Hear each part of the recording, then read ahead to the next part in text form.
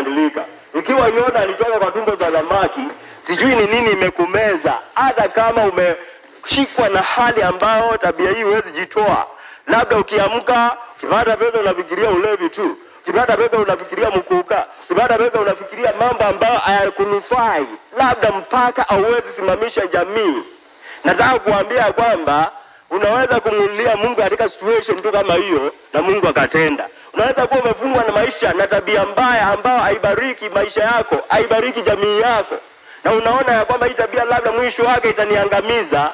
Amini Mungu tu ya kwamba hakuna kitu ambacho Mungu hawezi badilisha. It is possible with God. Huyu kijana Yona kama aliamini Mungu akiwa amekufa na amemezwa, ameshikwa ndani ya samaki na akaishi tena akatapikwa nje kwa sababu amemkumbuka Mungu, hata yale hajui njia Mungu atatenda. Praise the Lord. Nishukuru. Nakushukuru Baba, pokea sifa. Hakuna mwanadamu ambaye unaweza kumpuuza. Tukifungua vinywa vyetu kulitia jina lako, utatusikia Mfalme.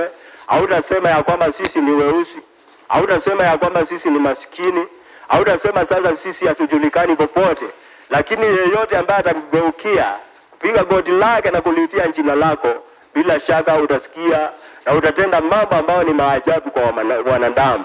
Tusaidie tukuelekee katika mambo yetu ili kwamba Bwana tukaone mabadiliko. Pokea sifa maana wastahili, kwa jina la Yesu nimeomba. Makofi kwa Yesu. Thank you.